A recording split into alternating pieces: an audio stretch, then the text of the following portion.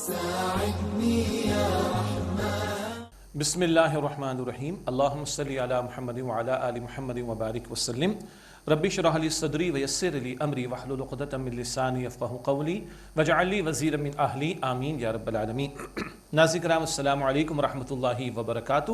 ہمارا پروگرام ہے دورہ ترجمہ قرآن، سورۃ الانعام کا مطالعہ کر رہے ہیں۔ مکی سورت ہے، اس کا تعارف ہمارے سامنے آ گیا۔ مشرکین مکہ سے مخاطبت ہو رہی ہے، توحید کے دلائل کا بیان، شرک کی نفی کی گئی ہے، آخرت کا تذکرہ بھی آئے گا، اللہ کی نعمتوں کا ذکر بھی ہے اور مشرکین کے غلط عقائد کا رد بھی کیا گیا ہے۔ مکی صورتوں کے مضامین بھی ہمارے سامنے آ چکے ہیں، اس ترتیب کو پس منظر کو ذہن میں رکھ کر مطالعہ آگے بڑھاتے ہیں۔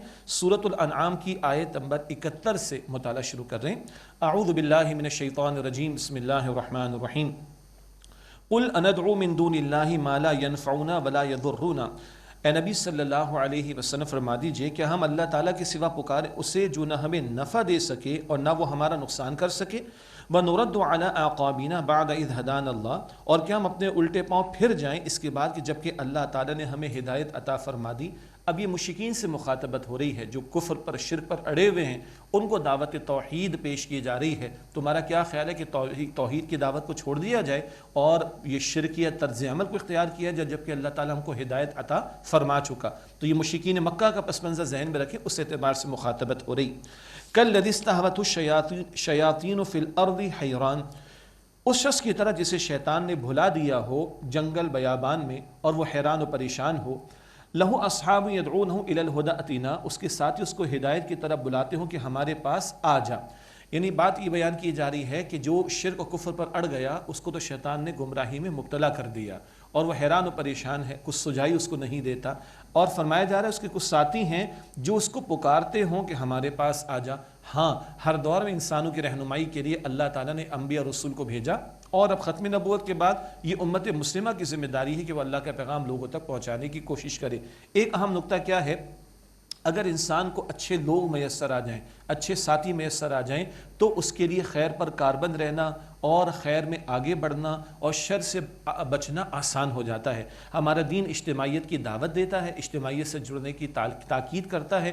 سورہ توبہ کی آیت نمبر 119 میں انشاءاللہ ہم پڑھیں گے، یا ایھا الذین آمنوا اتقوا اللہ وکونوا مع الصادقین، اے ایمان والو اللہ تعالیٰ کا تقوی اختیار کرو، سچے لوگوں کے ساتھ جڑ جاؤ۔ جب بندہ خیر کے ماحول میں جڑتا ہے تو نیکی سے نفرت بھی، نیکی سے نیکی سے محبت بھی پیدا ہوگی اور بدی سے نفرت پیدا ہوگی۔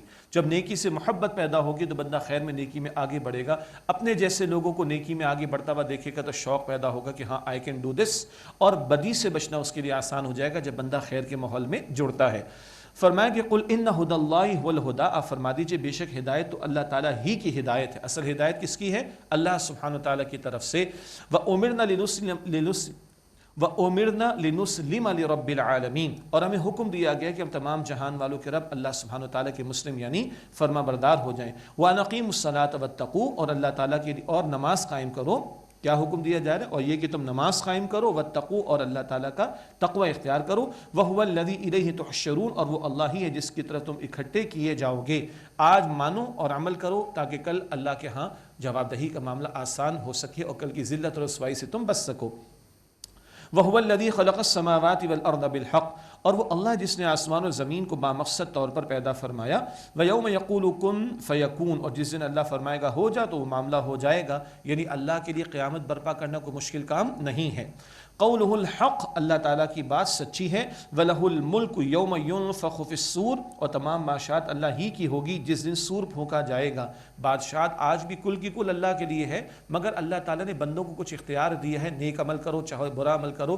بندے اختیار کرتے ہیں، بندے اپنے اس اختیار کا صحیح استعمال بھی کر رہے ہیں، غلط بھی کر رہے ہیں، کوئی خدائی کے دعوے بھی کرتا ہے جیسے کہ فرعون اور نمرود جیسے لوگوں نے خدائی کے دعوے کیے، لیکن کل کا معاملہ کیا ہوگا؟ بادشاہت کل کی کل اللہ سبحانہ وتعالیٰ کے لیے ہوگی۔ عالم الغیب والشہادہ، وہ غیب و ظاہر کا جاننے والا ہے۔ وہو الحکیم الخبیر، اور وہ اللہ حکمت والا ہے، خوب خبر رکھنے والا ہے۔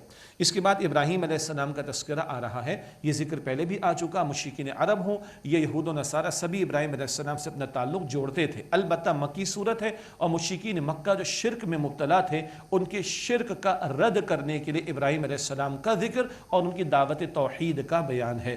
گھر میں انہوں نے توحید کا نعرہ بلند کیا، قوم کے سامنے توحید کا نعرہ بلند کیا، کیا اور شرک کی انہوں نے نفی فرمائی تھی۔ ابراہیم علیہ السلام کا واقعہ بیان ہو رہا ہے۔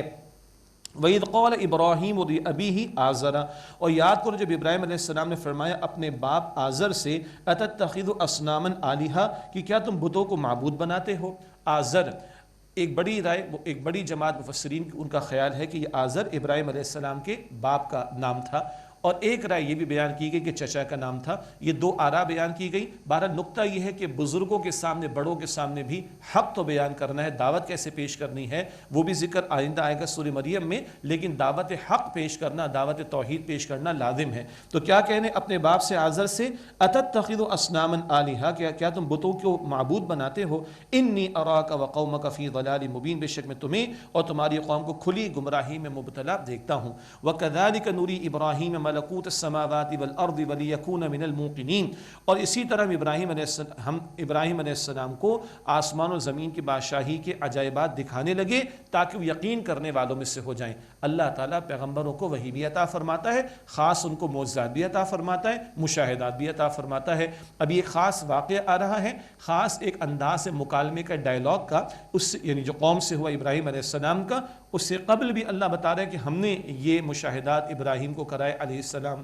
یہ مکالمہ مکمل ہوگا تب اللہ فرمائے گا یہ دلیل ہم نے ابراہیم کو عطا فرمائی علیہ السلام، اور درمیان میں ایک مکالمے کا ذکر آ رہا ہے۔ تو اللہ تعالیٰ وہی بھی پیغمبروں کو عطا فرماتا ہے، معجزات بھی عطا فرماتا ہے، مشاہدات بھی عطا فرماتا ہے، تاکہ وہ پورے یقین کے ساتھ، کنوکشن کے ساتھ لوگوں کے سامنے دعوت توحید پیش کریں۔ فلما جن علیہ اللیل رآ کوکبا، پھر جب ان پر رات نے اندھیرا کر لیا تو ایک ستارے کو دیکھا۔ قال ھذا ربی، فرمانے لگی کیا یہ میرا رب ہے۔ بہت توجہ رکھیے گا، یہ قوم جو ابراہیم علیہ السلام کی تھی ستارہ پرستی کے شرک میں بھی مبتلا تھی، بت پرستی کے شرک میں بھی مبتلا تھی، اور شاہ پرستی، بادشاہ کی پوجا پاٹ، اس شرک میں بھی مبتلا تھی۔ یہاں ستارہ پرستی کے شرک کی نفی کی بات آ رہی ہے۔ نمرود کا تو ذکر پہلے آ چکا اشارتاً البقرہ میں، اور سورۃ الانبیاء میں بتوں کے توڑے جانے کا واقعہ بھی ہمارے سامنے آ جائے گا۔ یہاں کیا ذکر آ رہا ہے، جب ان پر رات نے اندھیرا کر لیا تو ایک ستارے کو دیکھا۔ اب جو انداز ابراہیم علیہ السلام کا وہ ایک کیو اے سیشن کا ہے، سرچنگ کوشچن کا انداز ہے، اگلے کو غور و فکر کی دعوت دینا اور اپنے اندر جھانک کر جواب تلاش کرنا، یہ انداز ایک مکالمے کا ہے جو ابراہیم علیہ السلام اختیار فرما رہے قوم کی ستارہ پرستی کے شرک کی نفی کے لیے۔ قال ھذا ربی، فرمانے لگے یہ میرا رب ہے۔ فلما افل قال لا احب الافلین، پھر جب وہ ڈوب گیا ستارہ، مراد غائب ہو گیا، ڈوب گیا، کہنے لگے کہ میں تو غائب ہو جانے والوں کو، ڈوب جانے والوں کو پسند نہیں فرماتا، جس پر زوال آ جائے وہ معبود کیسے ہو سکتا ہے۔ فلما رأى القمر بازغا قال ھذا ربی، پھر جب چمکتا ہوا چاند دیکھا تو کہنے لگے یہ میرا رب ہے، سائن آف ایکسپلینیشن کے ساتھ، یہ چاند میرا رب ہے۔ فلما افل قال لئن لم يهدني ربي لاكونن من القوم الضالين، پھر جب وہ غائب ہو گیا تو فرمانے لگی اگر مجھے ہدایت نہ دیتا میرا رب تو میں بھی ان لوگوں میں سے ہو جاتا جو راہ سے ہٹ جاتے ہیں۔ یہ تو اللہ کا فضل ہے کہ اس نے توحید کی نعمت مجھے عطا فرما رکھی ہے۔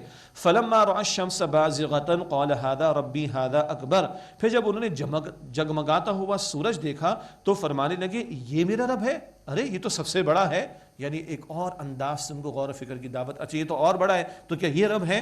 فلما افلت قال یا قوم انی بریء مما تشرکون، پھر جب وہ بھی ڈوب گیا تو فرمانے لگے اے میری قوم بے شک میں ان سے بیزار ہوں جن کو تم اللہ تعالیٰ کا شریک ٹھہراتے ہو۔ ارے ستارہ ڈوب گیا، یہ چاند ڈوب گیا، یہ سورج غروب ہو گیا، یہ غروب ہو جانے والے، یہ ڈوب جانے والے جن پر زوال آ جائے یہ کیسے معبود ہو سکتے ہیں۔ یہ انداز ابراہیم علیہ السلام نے قوم کو غور و فکر کی دعوت دینے کے لیے اختیار فرمایا۔ اب توحید کا نعرہ بلند ہو رہا ہے، انی وجہت وجہی للذی فطر السماوات والارض حنیفا وما انا من المشرکین، بے شک میں نے اپنا رخ تو پھیر لیا اس ایک اللہ سبحانہ و تعالی کی طرف جس نے آسمان و زمین کو بنایا، میں یکسو ہو گیا اس کے لیے اور میں شرک کرنے والوں میں سے نہیں ہوں۔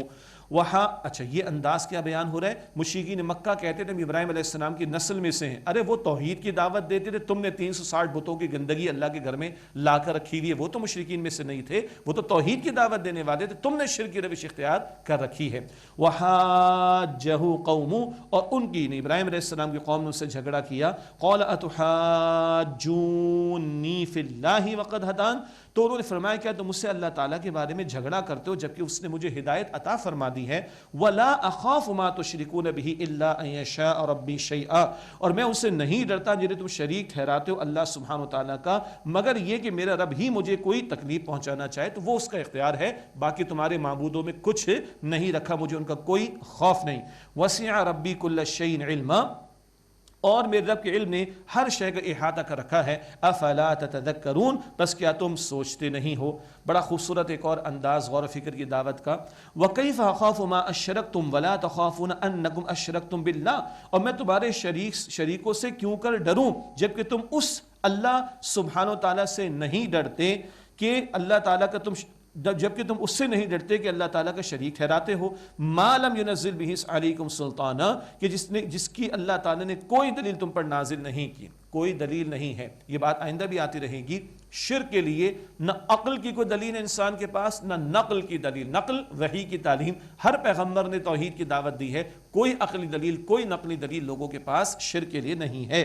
فَأَيُّ الْفَرِيقَيْنِ أَحَقُّ بِالْأَمْنِ، پس دونوں فریقوں میں سے امن کا کون زیادہ حقدار ہے؟ إِن كُنتُمْ تَعْلَمُونَ، اگر تم جانتے ہو تو بتاؤ۔ امن اصل میں باطن کے امن کا نام ہے، اور انسانی فطرت میں اللہ تعالیٰ نے توحید کی معرفت رکھی۔ ہاں انسان غور و فکر کرتا ہے، کچھ سوالات ہیں جن کا جواب پیغمبر کی وحی اور تعلیم کے ذریعے بندے کو مل جاتا ہے، تو امن ملتا ہے ایمان سے۔ تو امن کس کے لیے ہے؟ جس کے پاس ایمان کی دولت ہو، اور وہ کیا ہے؟ وہ ہے اللہ سبحانہ وتعالی وحدہ لا شریک پر ایمان لانا۔ فرمایا الذین آمنوا ولم یلبسوا ایمانہم بظلم، وہ لوگ کہ جو ایمان لائے اور انہوں نے اپنے ایمان کو ظلم سے نہ ملایا، اولئک لہم الامن وہم مہتدون، یہی لوگ ہیں جن کے لیے امن ہے اور وہی ہدایت یافتہ ہیں۔ ایک روایت ہے بخاری شریف میں، اللہ کے نبی علیہ السلام سے پوچھا صحابہ کرام نے، اے اللہ کے پیغمبر کون جس کے ساتھ کبھی ظلم زیادتی کوتاہی کا معاملہ نہ ہو جائے؟ تو آپ نے فرمایا کہ یہاں ظلم سے مراد شرک ہے، تو جو ایمان لائے اور شرک میں مبتلا نہ ہو ان کے لیے امن ہے اور وہی ہدایت یافتہ ہیں۔ اللہ تعالی ہمارے ایمان میں مزید اضافہ ہمیں عطا فرمائے اور امن و سلامتی ہم سب کو عطا فرمائے۔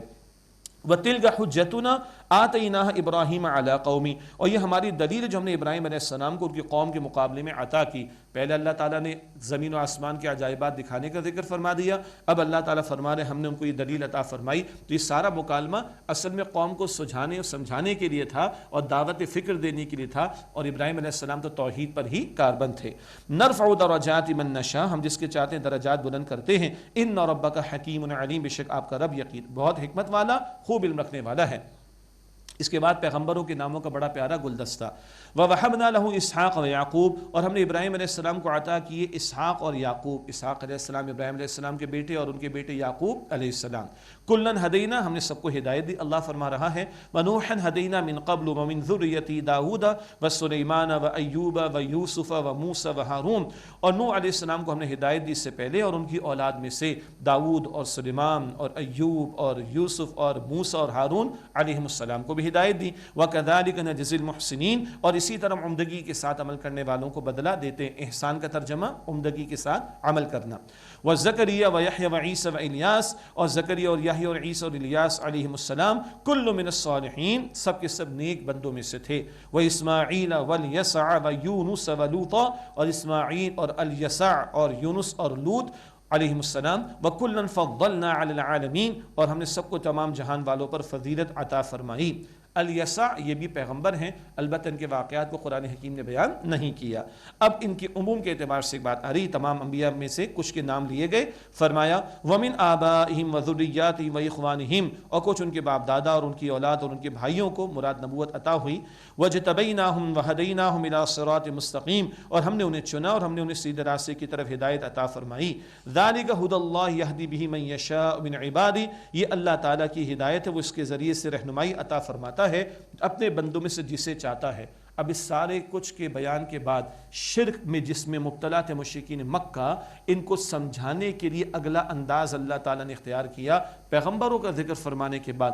وَلَوْ أَشْرَكُوا لَحَبِطَ عَنْهُمْ مَا كَانُوا يَعْمَلُونَ، اور بالفرض اگر یہ انبیاء علیہ السلام بالفرض اگر وہ شرک کا رویہ اختیار کرتے تو جو کچھ انہوں نے اعمال کیے وہ سب ضائع ہو جاتے۔ تو انبیاء کا تو سوال ہی پیدا نہیں ہوتا، وہ تو توحید کی دعوت دیتے ہیں، وہ تو توحید پر کاربند رہتے ہیں اور شرک کی نفی کرتے ہیں۔ نقطہ کیا ہے؟ شرک اتنا گھناؤنا جرم ہے کہ بالفرض محال اگر انبیاء نے یہ معاملہ اختیار کیا ہوتا تو ان کی بھی ساری نیکیاں ضائع ہو جاتی. اللہ اکبر. اللہ تعالیٰ شرک کی ہر شکل سے میری آپ کی ہم سب کی حفاظت فرمائے. ذات میں شریک کرنا, اللہ تعالیٰ کی صفات میں شریک کرنا, اللہ کی اطاعت میں شریک کرنا, اللہ کی عبادت میں شریک کرنا, دکھاوے کا عمل کرنا, ریاکاری کرنا, یہ بہت سارے پہلو شرک کے. اللہ تعالیٰ ہم سب کی شرک کی ہر شکل سے حفاظت فرمائے.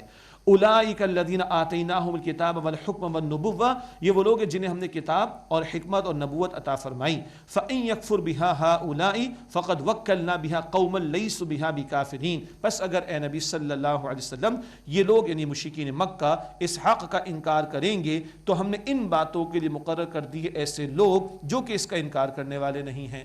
یہ عرض کی گئی تھی بات گزشتہ نشستوں میں کہ سورہ انعام جو نازل ہوئی یہ مکہ مکرمہ میں جو 13 برس وحی کے آغاز کے بعد آخری سالوں میں, اور اس کے بعد ہجرت مدینہ کا معاملہ پیش آئے گا. اللہ تعالیٰ فرما رہے ہیں کہ اگر یہ مشرکین مکہ انکار کر رہے ہیں تو اللہ تعالیٰ تو بے نیاز ہے. اللہ نے ایسے لوگ مقرر کر دیے جو اس کے انکار کرنے والے نہیں ہوں گے بلکہ قبول کرنے والے ہوں گے, اور وہ ہیں انصار مدینہ.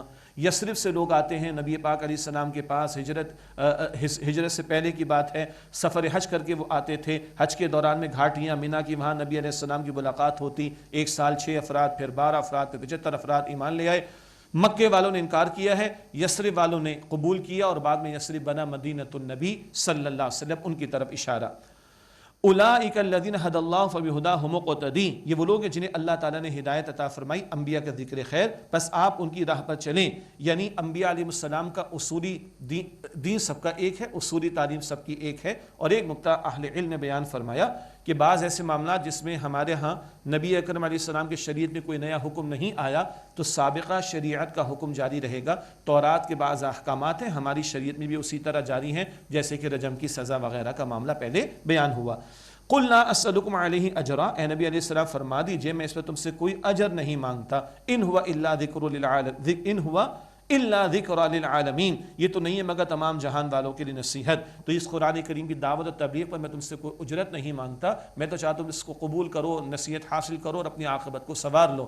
ایک داعی دین کی نگاہ لوگوں کے مال اور جیب پر نہیں ہونی چاہیے, لوگوں کے دلوں پر نگاہ ہونی چاہیے کہ دلوں میں اللہ کی محبت اور نبی علیہ السلام کی محبت اور ایمان کی محبت آ جائے, بلکہ ایمان کی دولت آ جائے. تو اجر اللہ تعالیٰ ہی سے ہمیں مانگنا ہے, دنیا کو مقصود نہ بنایا جائے اور دین کو دنیا کی کمائی کا مقصود بنانے کی کوشش نہ کی جائے, مال بٹورنے کے لوگوں کی کوشش نہ کی جائے. اس بات کی طرف بھی اشارہ ہو رہا ہے. کچھ ذکر آ رہا ہے یہود کا, اور یہ بات پہلے ذکر کی جا چکی کہ مکی صورتوں میں بھی یہود کا ذکر آتا ہے. کیوں؟ حضور علیہ السلام بعد میں تشریف لے جائیں گے مدینہ شریف, لیکن وہاں سے لوگ حج کے لیے آتے تھے اور یہاں سے باتیں وہاں پہنچ رہی تھیں, تو کچھ ان سے بھی مخاطبت کا معاملہ یہود سے چل رہا ہے. وما قدر اللہ حق قدرہ, اور ان لوگوں نے اللہ کی قدر نہ کی جیسے کہ اللہ تعالیٰ کی قدر کرنے کا حق تھا. اذ قالوا, جب انہوں نے کہا, ما انزل اللہ علی بشر من شیء, کہ اللہ تعالیٰ نے کسی انسان پر کچھ بھی نازل نہیں کیا. استغفر اللہ, اتنے اندھے ہو گئے, اتنے ضدی ہو گئے. یہود کہتے کچھ بھی اللہ تعالیٰ نے نازل نہیں فرمایا. استغفر اللہ. اللہ فرما رہا ہے, قل من انزل الکتاب الذی جاء بہ موسیٰ نورا وہدی للناس, اے نبی علیہ السلام فرمائیے وہ کتاب کس نے اتاری تھی جو موسیٰ علیہ السلام لے کر آئے تھے لوگوں کے لیے روشنی اور ہدایت کا باعث سے وہ کتاب یعنی تورات. اس کو تو تم مانتے, پھر انکار کیوں کرو کہ اللہ تعالیٰ نے کچھ بھی نازل نہیں کیا. لیکن حال کیا ان یہود کا, تجعلونہ قراطیس تبدونہا وتخفون کثیرا, تم نے اسے ورق کر دیا ہے, تم اسے کچھ ظاہر کرتے ہو اور اکثر چھپا لیتے ہو. رجم کی سزا تمہارے تورات میں موجود ہے, تم چھپاتے ہو, اور محمد مصطفیٰ علیہ السلام کے پاس آ کر دوسرے تم ان سے فیصلے لینا چاہتے ہو. یہ ہے ان کی سازش اور یہ ہے ان کے جرائم جس کو اللہ تعالیٰ بیان فرما رہے ہیں.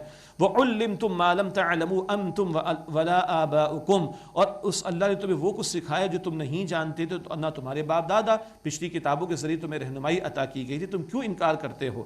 قُلِ اللَّهُ, اے نبی علیہ السلام آپ ہی فرما دیجئے اللہ نے نازل فرمائی تھی پچھلی کتاب. یہ تو جواب نہیں دے رہے, یہ دیں گے تو ان کو ماننا پڑے گا کہ ہاں وحی تو آتی ہے, مگر یہ سرے سے معاذ اللہ انکار کر رہے, تو آپ ہی اے نبی علیہ السلام جواب دیجئے.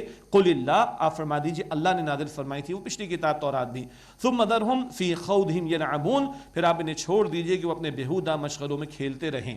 وَهَذَا كِتَابٌ أَنزَلْنَاهُ مُبَارَكٌ مُصَدِّقُ الَّذِي بَيْنَ يَدَيْهِ, اور یہ قرآن برکت والی کتاب ہے, ہم نے نازل کی ہے جو کہ ہم اللہ فرما رہے ہم نے اسے نازل فرمایا. مصدق الذی بین یدیہ, اپنے سے پچھلی کتابوں کی تصدیق کرنے والا ہے یہ قرآن. وَلِتُنذِرَ أُمَّ الْقُرَىٰ وَمَنْ حَوْلَهَا, اور تاکہ اے نبی آپ ڈرائیں ام القریٰ مکے والوں کو اور جو اس کے ارد گرد ہم سب کو اللہ کی پکڑ اور عذاب سے متنبہ کریں. مکہ مکرمہ سینٹر ہے دنیا کا، اللہ اکبر کبیرہ، خانہ کعبہ وہاں پر ہے، اور ارد گرد سے مراد پورا عالم. کیوں؟ نبی اکرم علیہ السلام کی رسالت یونیورسل ہے، اب تمام انسانیت کے لیے حضور کی رسالت ہے. البتہ ختم نبوت کے بعد اب اس پیغام کو پہنچانے کی ذمہ داری کس پر ہے؟ ہم پر ہے. ہم نے تلاوت بھی کرنی ہے، ہم نے سمجھنا بھی ہے، ہم نے سیکھنا بھی ہے، ہم نے عمل کرنے کی کوشش بھی کرنی ہے، ہم نے اس کے پیغام کو سارے عالم تک پہنچانے کی کوشش کرنی.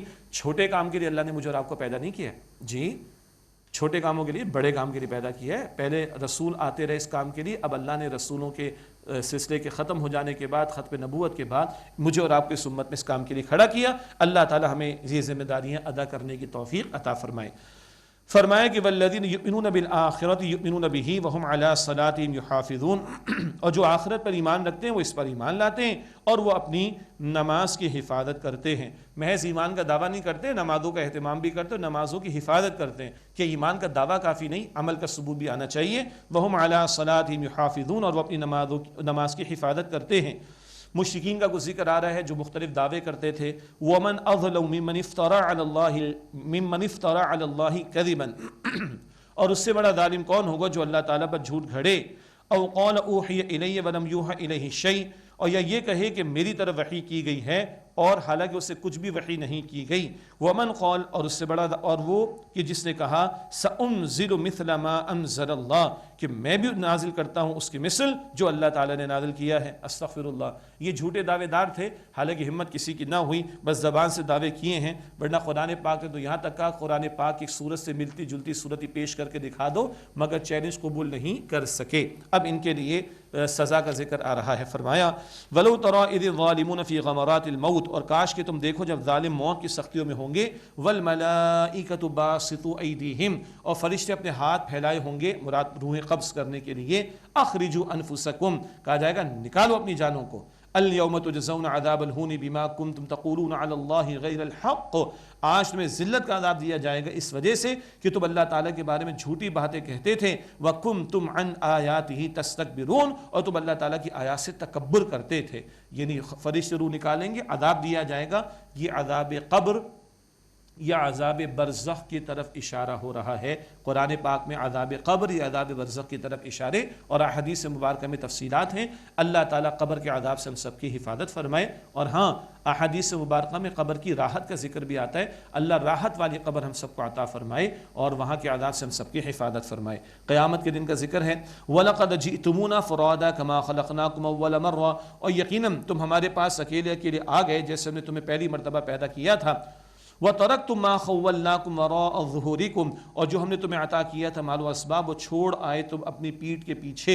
یہ آخرت کے دن، قیامت کے دن کی بات ہو رہی ہے. کچھ آج نہ تمہاری جائیداد، نہ تمہارا بینک بیلنس، نہ تمہاری کرسی، نہ تمہارا اقتدار، نہ تمہاری ہٹو بچوں کی صدائیں، نہ تمہارا پروٹوکول، کچھ تمہارے ساتھ نہیں ہے، تم سب چھوڑ کر آ گئے ہو. اب مشرکین سے کہا جا رہا ہے وَمَا نَرَىٰ مَعَكُمْ شُفَعَاءَكُمُ الَّذِينَ زَعَمْتُمْ أَنَّهُمْ فِيكُمْ شُرَكَاءُ، اور ہم تمہارے ساتھ تمہارے وہ سفارش کرنے والے نہیں دیکھتے جن کے بارے میں تم گمان کرتے تھے کہ وہ تمہارے معاملے میں ہمارے شریک ہیں. کہاں ہیں؟ جن کو تم نے تقیہ کیا یہ چھڑا لیں گے، بچا لیں گے، یہ نکلوا دیں گے، یہ پار کرا دیں گے. آج ہوتا ہے نا جی کشتیاں پار کرائی جاتی ہیں اسمگلنگ کی، آج ہوتا ہے نا جی لوگوں کو پار کرایا جاتا ہے، آج ہوتا ہے نا جی پیسے کھلا کے لوگوں کو نکال دیا جاتا ہے.